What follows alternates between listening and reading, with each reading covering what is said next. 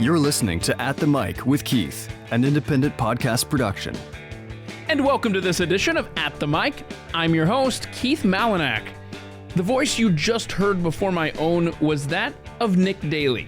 He's the voice at the front end and the back end of each and every At the Mic podcast, one of the voices you hear on The Blaze and so many other places.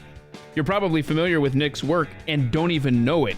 He's immersed in all things audio, hopes to write the music for a film someday, and in fact, his name is on a CD you may already own. I hope you enjoy getting to know the man behind the voice. Here's Nick Daley, my guest on this edition of At the Mic. I am joined by a very unique guest, and I say that, no pressure, Nick Daley. He's joining me right now. The reason this is so cool is Nick is the voice you hear at the very beginning and the very end of this podcast.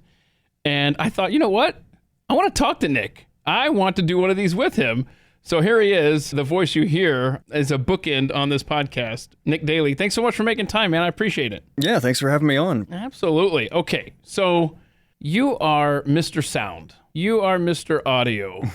How did you first get into this business where your life is recording and editing and producing and creating? How did you first get into this world, man? Yeah, that's a good question. I think I was kind of fascinated by sound as a kid. You know, I found a recorder that my dad had hidden in a desk drawer or something like that, or maybe just stuffed in there for storage. And it was this old, like, huge thing, cassette recorder with this giant microphone, you know, from like the 70s. And I drug it into my room, and I would do these kind of like fake radio shows with myself, basically, and record them and try to figure out how it worked. You and me both, brother.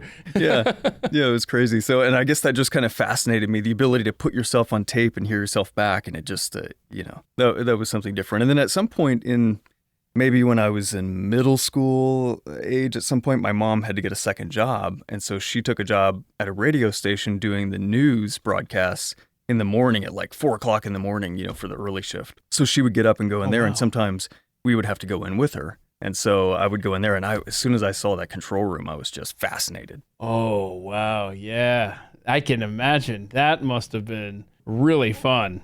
Yeah, there's just so much equipment in there. And, you know, for me being a button pusher, I was like, oh, there's so many buttons. Uh-huh.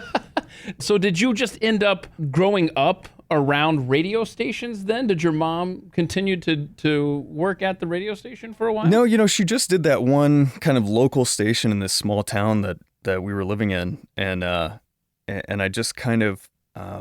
they'd go to, this is probably vilifies me, but they used to go to, we used to go to church on the weekends. And at some point I started asking my mom, hey, when you go to church on Sunday, can you just drop me off at the radio station?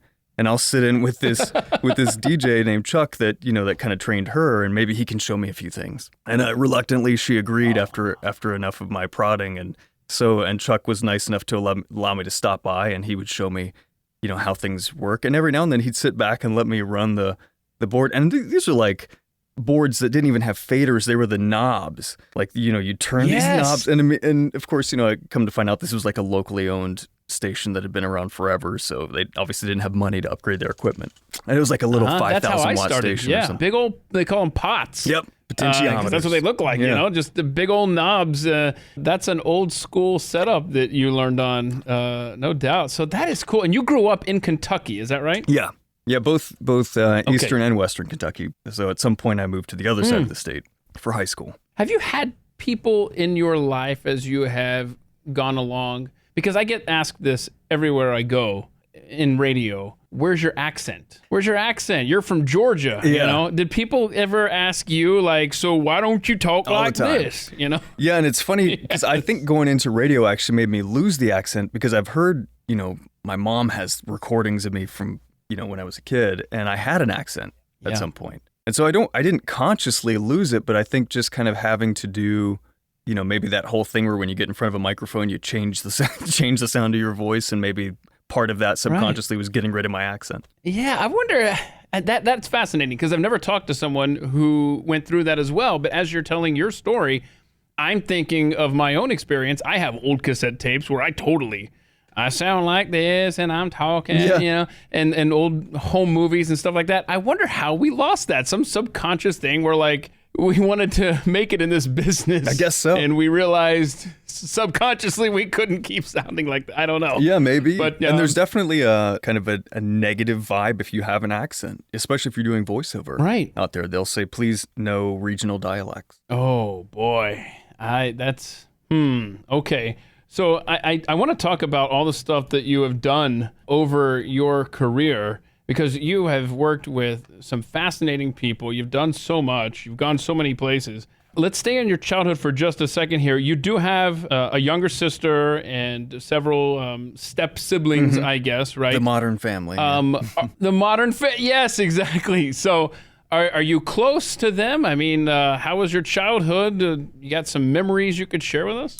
Oh, yeah. I mean, my sister and I were only about a year apart, so we were pretty close growing up. I played the role of the typical, jerk brother that that would pick on her or whatever out of obligation, I guess, but then defend her, on the other hand. So that was a pretty typical, I was the generation that played outside. So we didn't have, I didn't get a cell phone until I had a full-time job. So we all had friends outside, and, I remember lots of times going and playing in the woods or, whatever we would do growing up. It's fun to hear you say that because, my gosh, there was actually life before Nintendo and PlayStation and so on. Mm-hmm.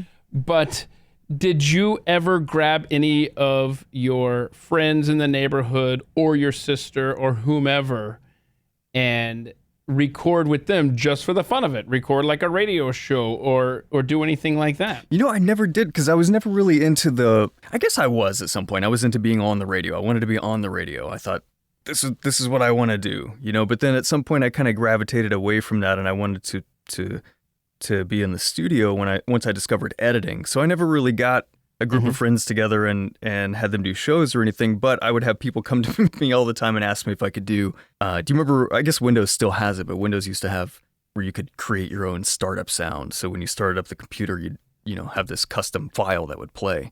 And so I had made one for myself, and some of my friends were like, ooh, can you make me one? And they were just these little like combination of clips, movie clips and stuff with some music underneath it. That took me forever to make because, I'm just learning. Right. One of the things I ask is, did you go to college? If so, and where? And you mentioned Full Sail University. Our own Chris Cruz at The Blaze mentioned that as a place he attended. Is this some sort of audio geared, broadcasting geared school? Yeah, so they started. Is that what that is? Yeah, they started as specifically focused in recording, and they started in I think they were Dayton, Ohio, is where they first started. The guy wanted to expand, and he figured maybe I should go to a place where it's kind of nice year round. So he moved to Orlando, and they expanded, and it became wildly successful as a recording school. And so they started expanding into film and multimedia and game design and all kinds of stuff now. But it's typically a kind of a very specialized, it's a technical school, but it is accredited. So you can gain credits and stuff going there, but it's an accelerated program. So you're going, it's a 24-hour-a-day operation. So you'll have classes at 3 a.m, labs basically, or 9 o'clock at night. And sometimes you'll have a 16-hour day with little 4-hour windows of breaks in between. But they call that real-world education because, not a lot of times in recording are you working 9 to 5. No, that's right. And I don't know the last time I've had a full night's rest, waking up at 3 a.m. right. for the shift that I have, But now, how did you end up in Florida? If you were born and raised in Kentucky, how did you end up in Florida? I specifically remember this, and I don't know why. You remember stupid things, and you go, why did I remember that? But I was sitting in a law and justice class in 9th grade in high school, and I had maybe discovered Mix Magazine for the first time. It's an audio magazine about, recording gear and mixing. And there was an ad for Full Sail in this magazine. And the picture, I think, was of maybe their Studio A, which is this beautiful solid-state Logic board. And I just remember going, oh my God, like a school has this? And, because at that point, my counselors had been going, oh, you should look into going to University of Kentucky. You should look into going to here and there. And I was looking at these 4-year programs where I had to take more, stuff that I didn't need. And I thought, I don't want to do that. But meanwhile, my mom worked for a university system. So she was very adamant that I go to a 4-year school because that was what she did. And so I kind of fought that because I said, I want to go to this tech school. And so from about 9th grade, I had made up my mind that's where I was going when I graduated school. And I tailored my high school career around that. I didn't take classes that counselors were saying you have to take if you're going to make it into a university because I knew where I was going. Good for you. And I was going to go nice job. whether my parents wanted me to go or not. I was going to figure out a way to do it. I was determined at that point. And so you ended up in Florida. You went to school there. You've lived in California, I think, and now you're back in Florida. What's with going from coast to coast? What's that all about, so man? Florida, I came here for school, and then before I had graduated from Full Sail, I had been pestering this guy in Orlando for trying to get a job at a radio station because I still was kind of had this radio passion, but so I thought, well, maybe I can make some money in radio while I'm starving, going to school. And and the guy just didn't have a job for me, but he was really understanding, and he had heard that this guy named Eric Chase in Tampa was looking for an assistant at the time, and legendary in the radio business. And I had heard of Eric, because he was just kind of the best there was. And so this was unbeknownst to me. So I just received a random phone call one day, and it was from Eric. And he said, yeah, this guy gave me your name and said you'd been really looking for a job and sent me your demo. And I think you got some potential here. Would you be interested in coming over for an interview? And he was in Tampa. So, one thing led to another, and I ended up getting the job. And I moved to Tampa, and then I stayed in Tampa for like 16 years. Wow. So, and that's where you eventually would cross paths with Glenn Beck, if I'm not mistaken. Yeah. So, and so I met Glenn in 2000 when he first started News Talk, because he was coming out of Top 40 at the time and was just starting his News Talk career. So he came to Tampa. I was working for the Top 40 station there, and but my boss, Eric, was handling both the talk radio station and the Top 40 station. So I would help out on the talk radio side, and I got to know Glenn and continued working with him to this day. Yeah, and if people haven't figured out from listening to you here, I mean, you're the voice of promos for Glenn when he sells a book or merchandise or something. I mean, you are ubiquitous on the Blaze. Yeah, it's kind of I think it was kind of born out of necessity. We because when I started with Glenn, I mean, he was just a guy in a town, and then it became this national and then international stage, and we were kind of figuring things out as we were going. It was like, oh, wait, do we have a voice guy?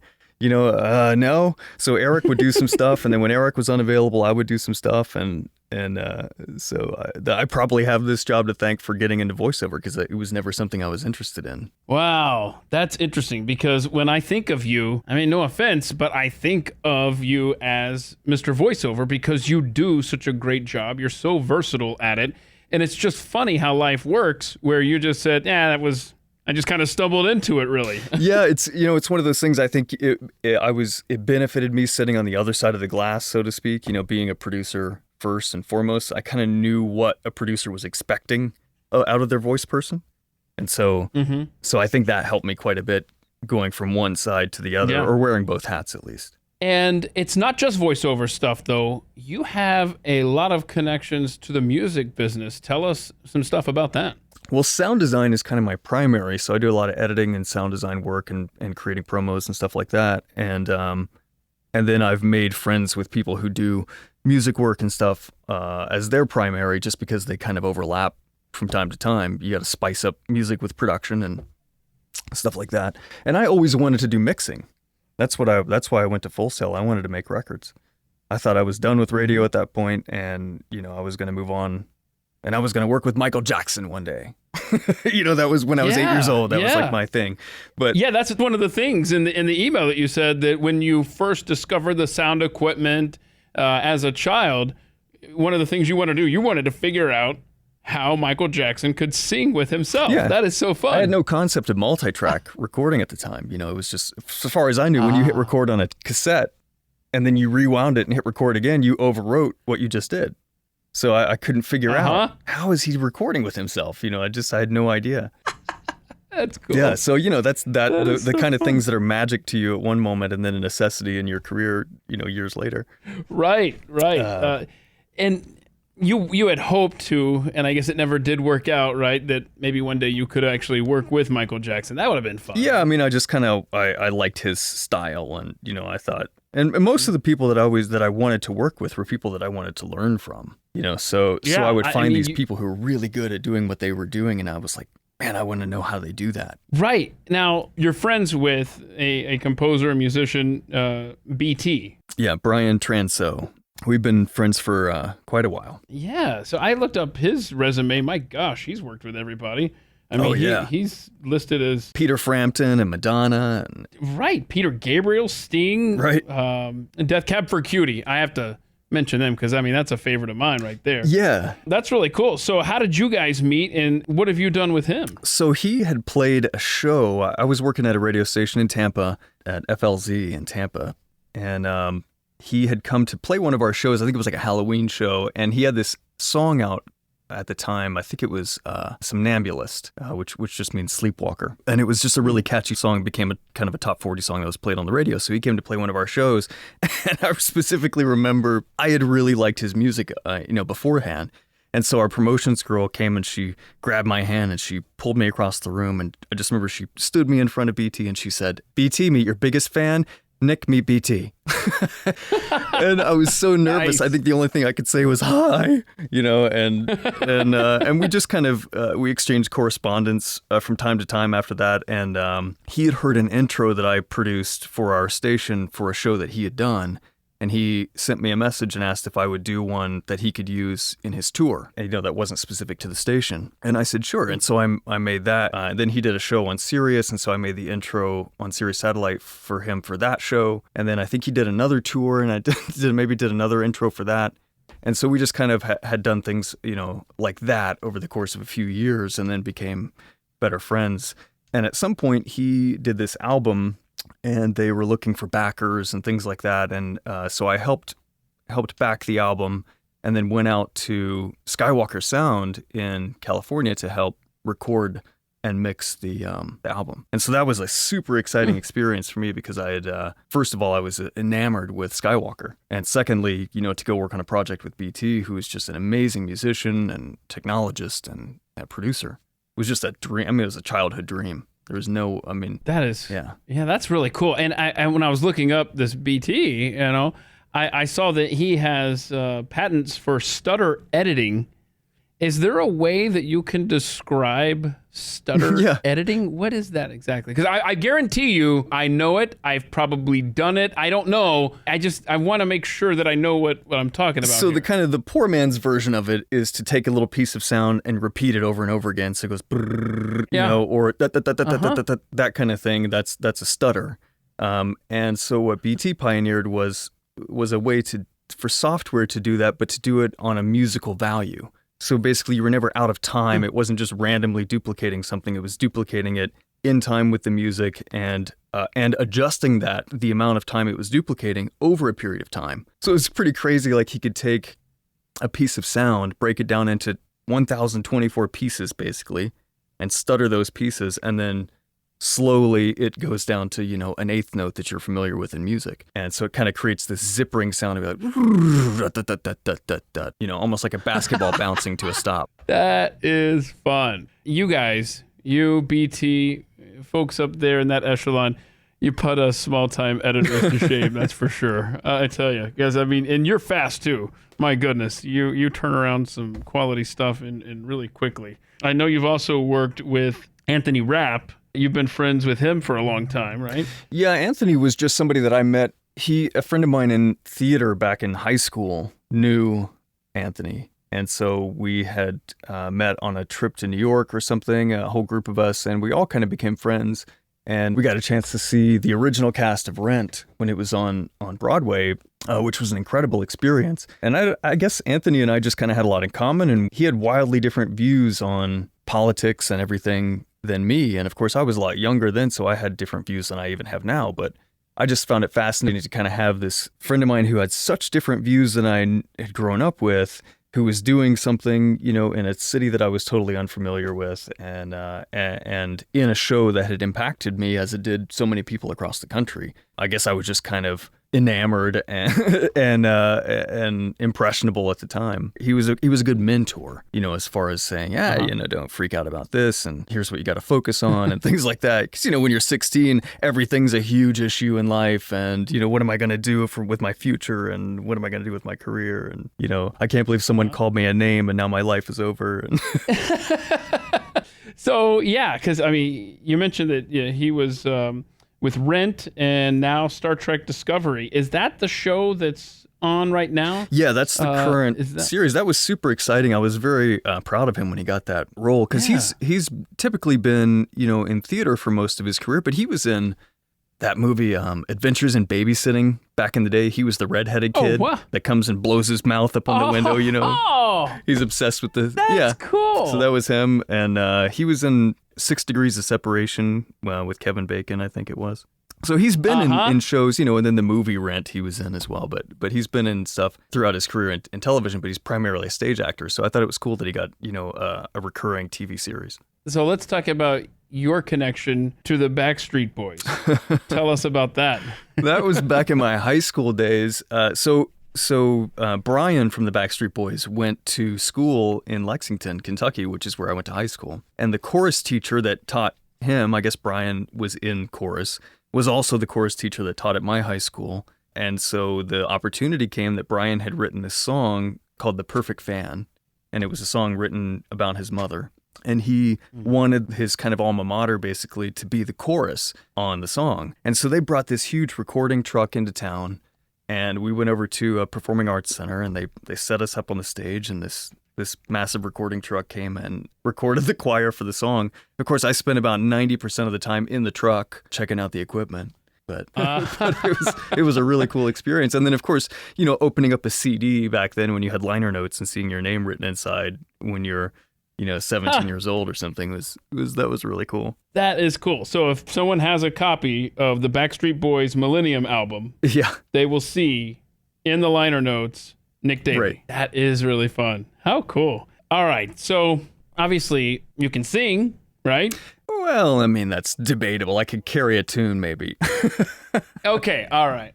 I was just going to ask, have you done any other things, or was it just, that connection there is where your claim to fame is, I guess, in the realm of singing? Oh, yeah. Yeah, that's it. Yeah, I would never attempt anything else. So when you fill out the answer to the question, tell me about some of your hobbies, and you say you dabble in music, do you also, in addition to the sound element and the editing and stuff, are you saying that you are a musician, or help me understand, you have some talent there playing instruments, or is it just strictly just the editing and overlay stuff? No, it's music creation. That's always been something I've been interested in before, but I'm not necessarily a musician in the sense that I'll sit down and play a guitar or something like that. Okay.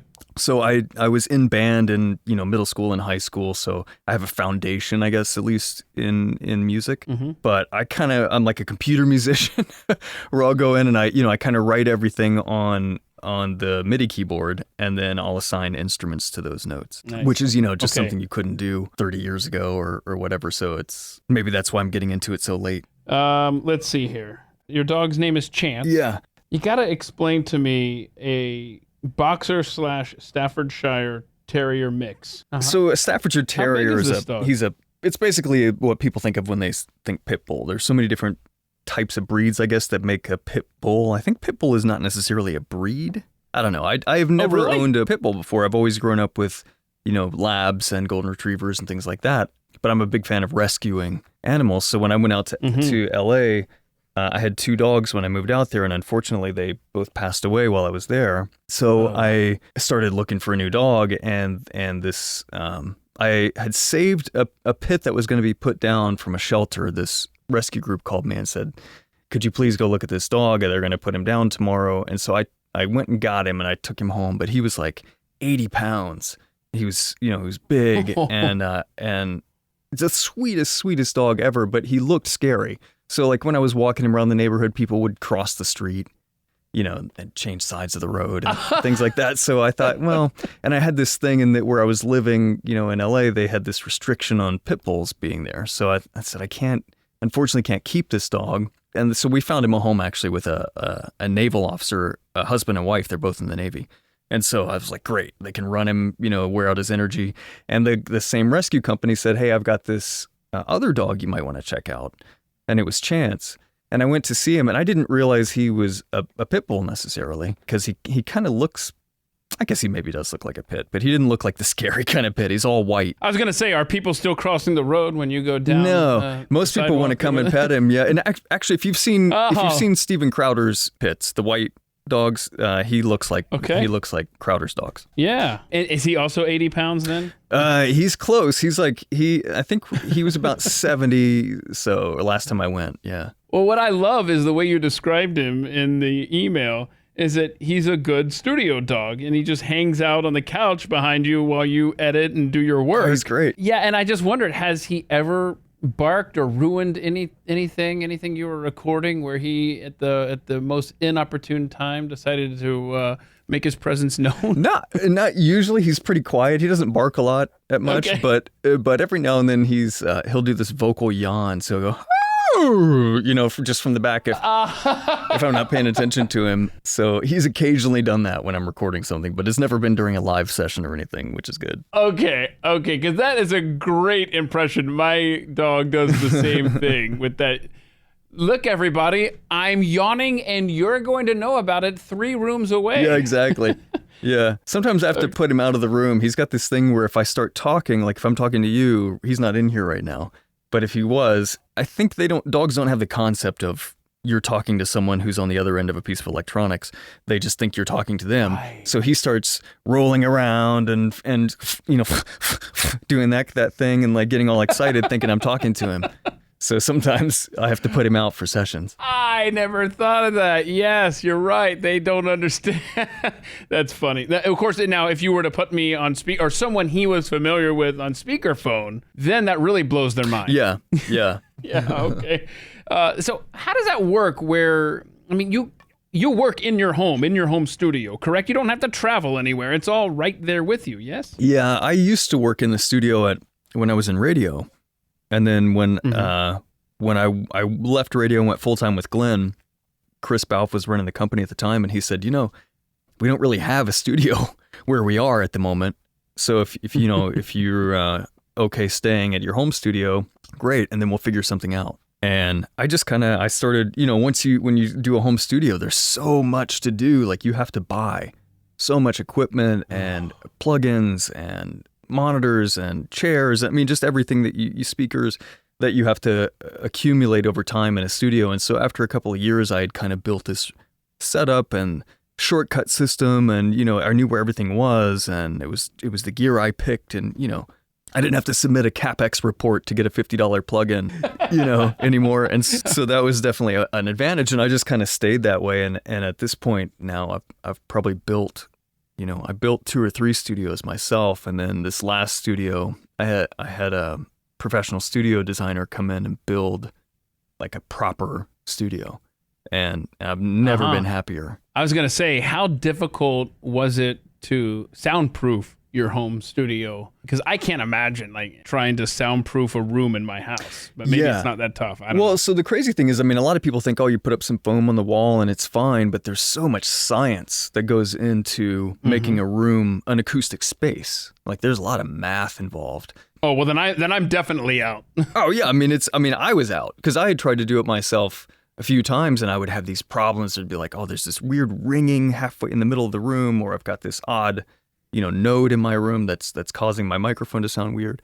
And so eventually I called a couple of different companies. One company came out, they said they could do it, and they totally screwed up my room. They put holes in the ceiling, there was moisture coming in and water dripping down, and it was just really bad. No. And so they kind of repaired what they did, but it wasn't good. And I said, you know what, I'm not going to try this myself anymore. I've wasted so much money and time and effort, and and so when I called this designer and he came down, and I said, is there anything you can do with the existing room as it is? And he said no.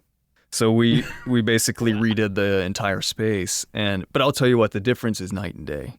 So, in fact, BT ended up hiring the same studio builder that I had my room built, and 2 years later, he built his room with the same studio designer, of course, on a much grander scale. But it's fantastic, and we still talk about what a wizard this designer is.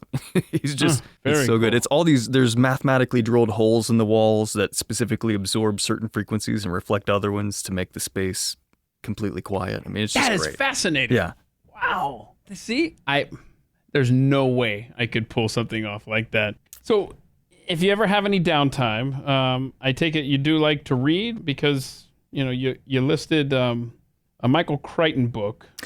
Yeah. That I feel like I should know what it's about, because it seems familiar, and I guarantee you most people have heard it, read it. I'm not a big reader, I guess, in that genre. Yeah, I'm not a huge reader myself. I tend to, my mind wanders too much. So, but as audio focused as I am, audiobooks have now almost everything's got an audiobook now. You don't have to drive to Cracker Barrel and buy your copy, or go to the library. I remember that. Yes, because when you stand there to pay, they still have it to this day. Those big carousels with CDs you can rent, and that is awesome. Yeah, because we do that on family trips.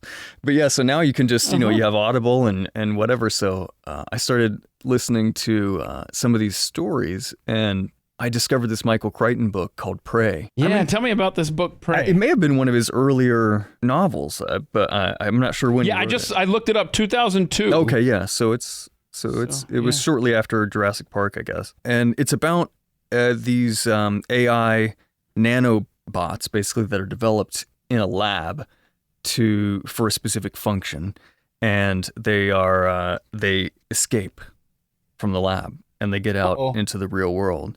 And it turns out that their directive is not hospitable to human life. Let's put it that way. So it's a very interesting story of kind of this scientist trying to figure out what happened. See, this feels like the kind of fiction book. Well, let's hope it's fiction, right? The kind of fiction book that I might be into. So, Prey by Michael Crichton. Oh yeah, and the narrator of it, if you get the audiobook, is fantastic. So it's very good. Okay, Prey, Prey. Okay, the last book you read was Own the Day by Aubrey Marcus. What's that about? That's one of those self-help books of stop making excuses and get up and live your life. It's like he talks about the power of morning routines and getting up and kind of having a ritual of things to do. And is that difficult to have a morning ritual when your living and your workspace are under the same roof? I think so.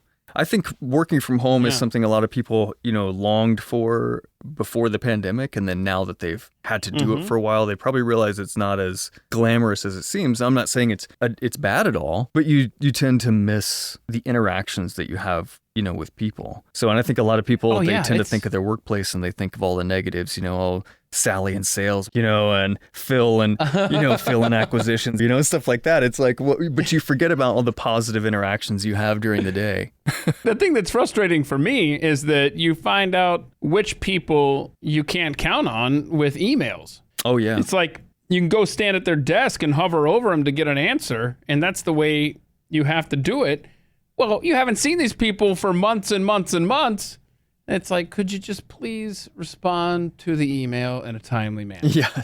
So that's one element that I have missed with the people working at home. But yeah, you're right. It seemed like something that everybody would want to do. And now that we've done it, I'm sure there are some good success stories, but talk about distractions at home. Yeah. It's like, oh yeah. There's so many things that I need to be doing right now at the house. Oh, look, I'm at the house, but that would definitely take discipline that I don't know that I have. So your favorite app, I asked this question. I just started asking this question. What's your favorite app? And your response, I never thought of, but it might be mine as well. It's Spotify. I mean, what can't you get on Spotify? I love it. Yeah, I mean, Spotify is one of those things that I discovered, I think because of a project that I did where the other people were choosing music and they were like, hey, let's just get like share a playlist. And I had never really used Spotify before. I think I was using like Napster. Didn't Napster have like a streaming service or something? And oh, wow, that's right. I forgot about that. Yeah, when they went legitimate. And I think I had just had that for so long after had left radio. And so anyway, I switched over to that, and I was just, I ever since then I like the interface. I like the fact that you can get podcasts there, you can get music there, and it's just, I think they do a good job. I tried so many music apps, Nick, and I did all the trial periods. I have tried them all, and Spotify is laid out better than any of them. It is so convenient the way they set that up. Now, a long time ago on the Glenn Beck program, there was a big debate among his audience. What was better? Are you on Team Cake or are you on Team Pie? And that was a debate that raged with his audience for quite a while. And that is listed here as your favorite comfort food, cake. Yeah. Now, I'm going to have to just disagree with you and let you know that pie is definitely better than cake, but to each his own. So cake and tacos are your favorite comfort food. Okay, that's good to know. I'll remember that. Yeah. I think it's the icing for me that does it. It's that sugary. Okay. Yeah. But I'm All not right. against the pie. Okay. I'm not against a good pie. I'll go. And I respect the cake answer too. So we found common ground. Right. That's good. Let's see here. Earliest memory. Okay. Thankfully you survived it, but this sounds like I've told a story before where I have messed around the back of my grandparents' television set and ended up flying across the room. Oh, jeez. Touch a capacitor or something? Yeah, it was a suction cup on a TV, and the TV was unplugged. So I just thought, cool, there's a suction cup. And the next thing I know, I'm literally across the room and looking around, and nobody saw me get there. But you had a similar experience, which actually my son, when he was 2, did this as well, and it was stick something metal into an AC outlet, yeah? Yeah, I don't know why, but when I was a kid, I used to practice. I would pretend I was driving, whether I was driving a truck or whatever it was, and I would sit, and I had this key that I had found, and the most logical place to place it was the slot in the outlet. No. But the key didn't fit. It was too big, so I never had a problem. So I would just, kind of put it there, and I guess it would just kind of sit there, but it didn't go all the way in. So I lucked out most of the time, but I couldn't find that key one day. And I remember sticking a bread twist tie in there. And because that's all I could find, and it popped, and it melted that twist tie right into my finger. So no! I remember my mom saying all she saw was a blue flash come from the room, and she was in the other room, and she came running in there. Oh yeah. Well, I'm glad you made it. Yeah, I mean, so I guess I'm one of those people that contributed to these super annoying outlets now. If anybody has a new house and they've built these outlets, you have to wiggle the plug around before it goes in. I'm one of those kids that contributed to that decision, apparently. I know, I hate myself for it, too, every time I plug in the vacuum. Oh, no. Okay, so you have done a lot of traveling with Glenn Beck, who we mentioned earlier.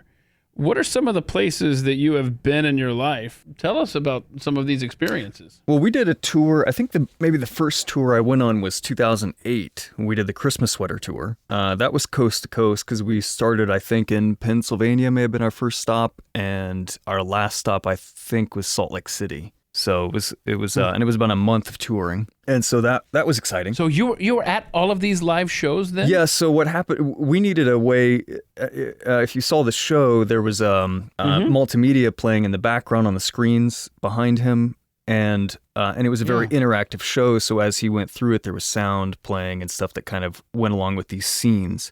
It was basically like an audio story on stage, which was interesting. Because it was more sound and visuals than it was props or other actors. And so we needed a way for, if Glenn changed his timing, could we adjust this soundtrack, to hit the script, if heaven forbid something happened or a line was skipped or whatever, or, he didn't hit it. There was no way we were going to say, okay, you have to deliver these paragraphs in exactly 10 minutes and 23 seconds because the visual changes. So all of that had to be built modularly. So I built these kind of modular sound elements that could be cut off early or extended longer or overlapped to flex in time with Glenn. And so I had to be there to run that. And so that was kind of the first tour.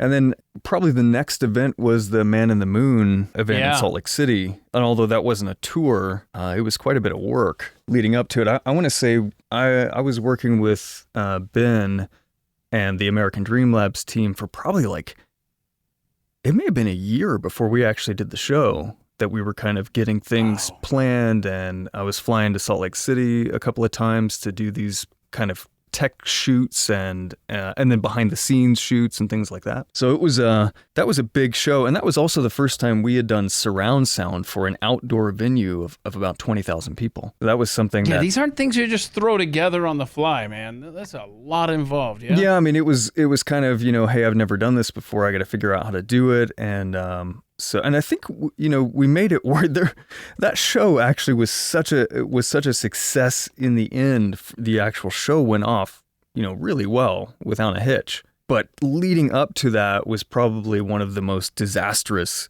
I mean, everything that could go wrong did go wrong for that show, and then brilliantly came off flawless, to the audience, aside from the fact that it poured. It rained I think it rained that year for the first time in 70 years on that weekend. The Farmer's Almanac, they chose that weekend specifically because it had never rained during that time of year at that location. and that doesn't count, or that doesn't matter apparently. Ta-da. Yep. Yeah. Now, did you have to go to Iraq for something? Yeah, so after that, I think the next trip was off to Iraq. It was kind of a joint thing. It was a documentary for Mercury One's operation to get some of the Christian refugees out of the country that were being oppressed at the time. Because at the time, ISIS they were just wiping out villages. It went, I think they had 3 million Christians in Iraq at the beginning of the year. And at the end of the year, there was something like 300,000 left. Yeah, it was stunning. Yeah, so Yes. Glenn said, we got to do something about this. And Mercury One raised quite a bit of money for transportation and, dealing with the visas to get into another country. So we went to Iraq to do the documentary. And of course, I got this call from Glenn, and he goes, I'm going to ask you a question you've probably never been asked before. And I'm thinking, oh, he's being sarcastic. He's going to ask me to fix a piece of audio. And he says, how do you feel about coming to Iraq with me? And I was like, okay. I'd never been, but I thought I was kind of scared. And then at the same time, hey, I'll probably never have an opportunity like this again. So I did. And, and we had the fortune to be threatened by ISIS while we were there, which was fantastic. I was going to ask you, what was that like? We were at a refugee camp and we were doing interviews, and I was standing there with one of the camera guys, and one of our security detail came up and he put his hand on my shoulder and he said, time to go. And I said, great, we're almost done with this interview. And he said, now. I said, okay. And because we had been told, if they say, let's go, just go. And so we threw all of our stuff in the trucks and took off real quick. And nobody had told us what was going on. So at some point, the security guy, after he was done kind of coordinating the exit, he turned around and said, we're going to the hotel. When we pull up, you have 60 seconds to get to your room, get your possessions, and get back to this vehicle. And we're going to the airport. And we're like, okay. And there's no time to explain. So we ran in, got our stuff, and got back out and floored it to the airport. There was a plane waiting on the tarmac. And we got on and we took off almost straight up. I remember stuff rolling down the aisle of the plane to the back of the plane and going, what is going on? And so they were telling us at the time, Russia is coming in to bomb ISIS and they're closing the Iraqi airspace. So if you don't get out of the Iraqi airspace in the next 60 minutes, you're going to be turned around by Russian MiGs at the border and have to stay and be forced to stay in Iraq. And we didn't want to get stuck there. God. So we booked it. I remember turning around and looking at the airspeed monitor in the back, and we were going almost 700 miles an hour to get out of that airspace. And so I remember thinking, this is like the craziest thing I've ever experienced. It was exhilarating and terrifying. And so we found out later that the place that we were at, the camp, that ISIS had found out that we were there helping these Christian refugees, and they had threatened to put a car bomb at our location. That there was chatter that there was a car bomb. Oh, wow. So we're on the plane after we exit Iraq airspace, Glenn turns around and he says, well, because we were supposed to stay, in Iraq and finish these interviews and stuff. And we couldn't. So we had about, I think it was like 24 hours or so before we had our next, place that we needed to be. And Glenn said, well, you guys want to go to Sweden? And so that's where we went. And we literally spent the day just kind of hanging out in Sweden, waiting. We went shopping and whatever, and just kind of walked around. That's what I was going to ask you. Where did you hightail it to? Yeah, we went and looked at a bunch of old churches and stuff. Glenn was really interested in the architecture and stuff of that. Okay. Now, one of the things you want to do in your lifetime is you want to work on a feature film someday. And that's obviously the sound elements related to that, correct? Yeah, film was one of those things growing up, and still to this day is kind of where the most bombastic sound ends up. The kind of really good quality kind of craftsmanship of sound.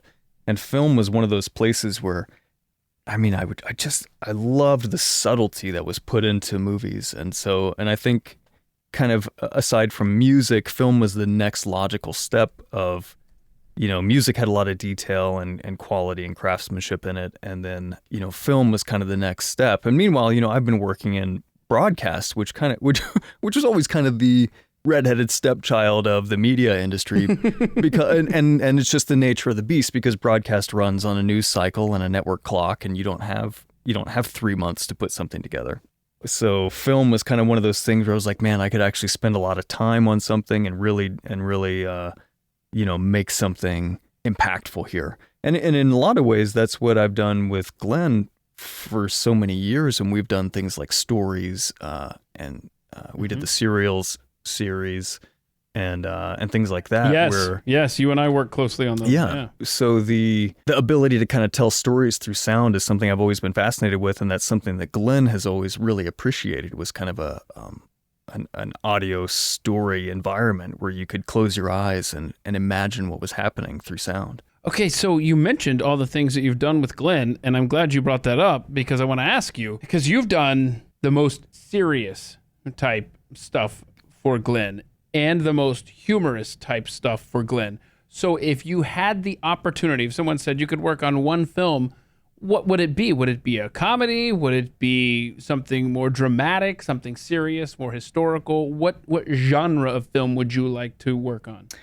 That's a good question. I think they all kind of have their redeeming qualities depending on what you want to go for. But for me, probably the most interesting has always been sci-fi. Just because there's elements there that maybe don't exist in reality, and then there's also elements that are rooted in reality, and then you kind of have the ability to play on people's fear of situations and stuff like that. You could probably be more creative, I would imagine, in that realm. Yeah, and animation is one of those places too where you get nothing for free. When you do an animated film, there's nothing was recorded on set. There's no environment, there's no birds, there's no anything. So that's one of those places where you really can craft something, sound by sound. Yeah. And that's one thing that I really appreciated in working on those serials with you. Like, my job was just to simply, gosh, if I can remember it correctly. It's been a while. It was just to, I would have Glenn read scripts or something, and then I would send them to you. I don't know, but one of the things that, literally, I have forgotten my role in that.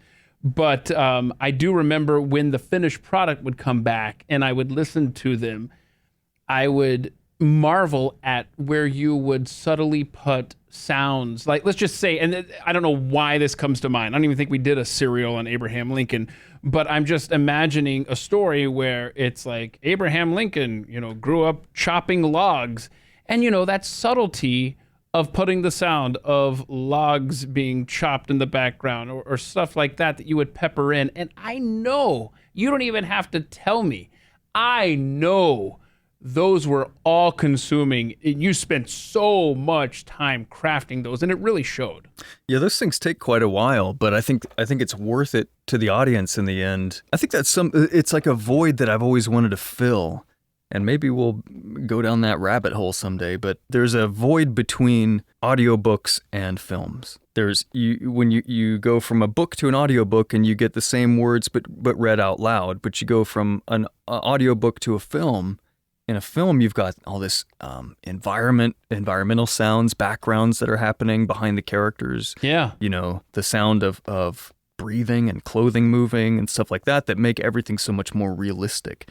And so I like being able to build stories that are not just someone speaking, but also you have the environment in there. Do you remember, off the top of your head, how long were those serials? Because I know they were in 4 parts, right? Is it 4-part serials or 5? Yeah, I think so. And I want to say they were maybe like 7 to 12 minutes each, maybe, or 4 to 7 minutes each.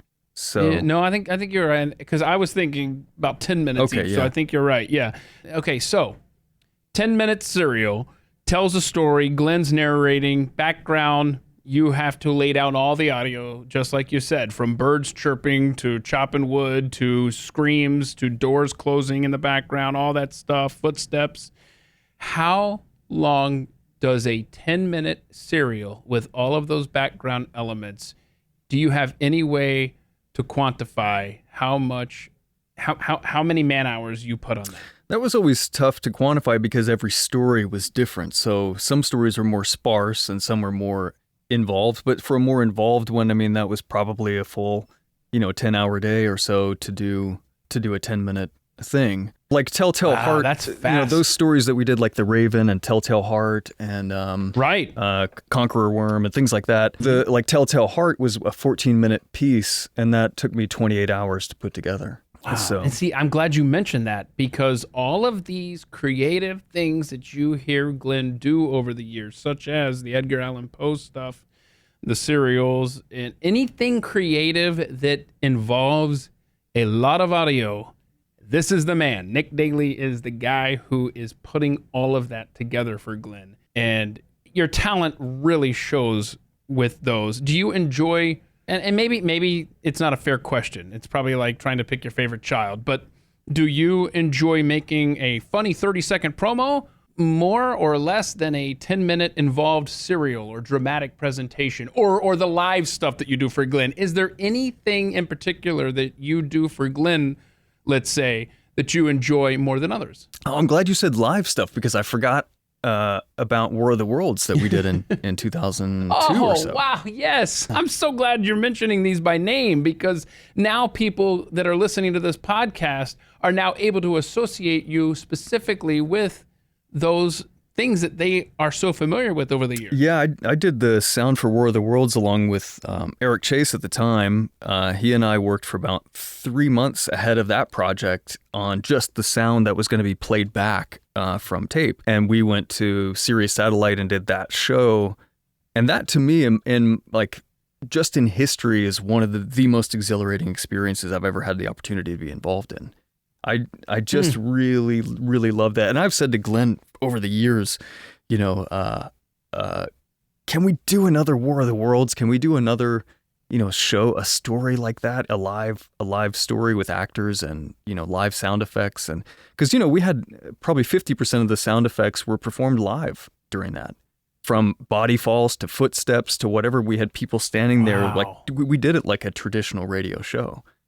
Just like it originally aired? Yeah. Wow, yes. The only difference was the playback that we had on tape of some of the sound effects that, we just couldn't do in the studio, like the sound of the spacecraft and, the air raid sirens and things like that. So fair to say that your live stuff is what you enjoy the most. Yeah, I would say the live stuff, as far as just being involved in something, is I love to do that. And then otherwise, like my studio favorite, is to create the dramatic stuff. There's just something about being able to steer somebody's emotions with sound that is just, I don't know, it's alluring for me. Mm-hmm. And one last question here. I want to go back to the films for a moment. You talk about hopefully someday you'll be involved with a film, some sort of movie or something like that. Are there any movies or documentaries or anything that come to mind when you think of, this is a great movie for sound? I've got my answer in my head, and I think it's probably a lot of people's, but I just wanted to see, is there anything that pops into your head that you go, that's what I want to create, something like that? That's a tough one. Well, I mean, of course, the cliche one is Star Wars, because that was the original, sound. Okay. The genius mind from Ben Burtt. Yeah. Probably... one of the films that I hold up as just having the best sound is WALL-E, that Pixar movie. Was it Pixar? I should go back and pay attention then. Yeah. So WALL-E was just, it's one of those animated films where you get nothing for free and everything was created specifically for that world. And it's just, if you listen to it from just a sound perspective, like you just put on your headphones and close your eyes, everything is super smooth in that movie. All the sounds, there's not a sharp, edgy sound in there. It's all very round and smooth and pleasant. And I like that. I don't know. There's something about the way Ben Burtt crafts sound. And, you know, to his testament, when you were talking about things like movies that people may not hold up as a great sound movie, Ben Burtt did the movie Lincoln with Daniel Day-Lewis. And that's not an action movie at all. In fact, it's probably one of the least actiony movies I've ever seen. I had to struggle to stay awake during it because, for one, I'm not a huge history person. So it's a lot to get me to watch something history, but I wanted to watch it because it was, you know, it was heralded. And so, but one of the things I found out about him, Ben Burtt's sound design for that movie, is that he took into consideration not only what the sound was that was going to be in the scene, but what was happening 1 block away, 2 blocks away, and 3 blocks away from the White House during that time, and would layer that sound in. So if that at that time of the year, during that time that was supposed to be happening in the movie, a train station was active 3 blocks away, you would hear a train in the background far away. Wow. And to me, that is attention to detail. That's attention to detail, and that's subtlety that is often overlooked in cinema, but the audience definitely connects with the realism when it is there. I need to go back and listen to these movies. That's what I need to do. My answer, when I think of, because I appreciate good sound in the theater and hearing something over here and hearing something back here off to my right and all that stuff. I really do. But the one movie, I sat there in awe as much at the sound as the visuals was Dunkirk. You know what? I never saw that. So that's one that I would highly recommend because the soundtrack never stops. It's just constant. Something is always moving the story along audibly. So anyhow, great, yeah. If you ever get a chance to check out Dunkirk, shoot me a note and let me know your thoughts as far as the audio goes for that. Is there any place right now besides On the Blaze, for example, and with Glenn Beck, where people can, and at the front and back end of this podcast, where can people hear your stuff in action right now if they wanted to just go, oh, I know the guy who made that? Oh, gosh. Just probably... It's probably places you have no idea. You record something for someone and you have no idea when or where they're going to use it. Yeah, right? I mean, sometimes it's just a corporate video that, is going to run for some sales team internally and it'll never get seen. And sometimes it's, it's on TV and it maybe only run for a week. Even I don't get to see it. But it's just kind of all over. There's a lot of podcasts that, like podcast intros and stuff. I have a lot of friends who have started podcasts and they've called and said, hey, can you, me? No, this is specifically me. I mean, I want it clear to everybody that you just cut those lines for this podcast and some other things that I have done just because you're a nice guy. And I really appreciate that about you. So thank you. One of these days, if it ever makes it big, Nick, you will know. Yeah. Okay? All right. I'll take care of you. How about that? No, you're a smart man because you're not on social media. Is there any place people can go? Does your stuff live anywhere where people could just go and listen to it on demand? Or I'm notoriously bad about self-marketing. So people have told me in this, recently in the last couple of years, so like, you know what? You're just going to have to suck it up and get out there and get on social. The only thing I have is a public Instagram, which is noisefreak_studio. And Noise Freak is like my side company that, I do voiceover through and things like that. Okay, noisefreak_studio. And that's on Instagram. Yeah, and that's on Instagram. And I don't be disappointed if you go there because I post like very infrequently, but occasionally I'll post a picture of my dog or a picture of something I'm recording, or something like that. Gotcha. Well, I'll give you a heads up when this thing is going to air, when it's going to post, and so that you can hopefully post something get new. Some new stuff up there. Yeah, so people can go and check out some new stuff.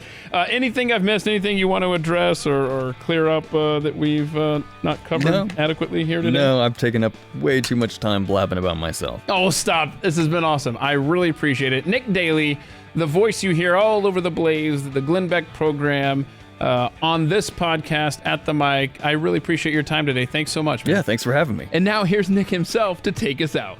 This has been At the Mic with Keith, an independent podcast production. Look for At the Mic Show on Twitter to connect.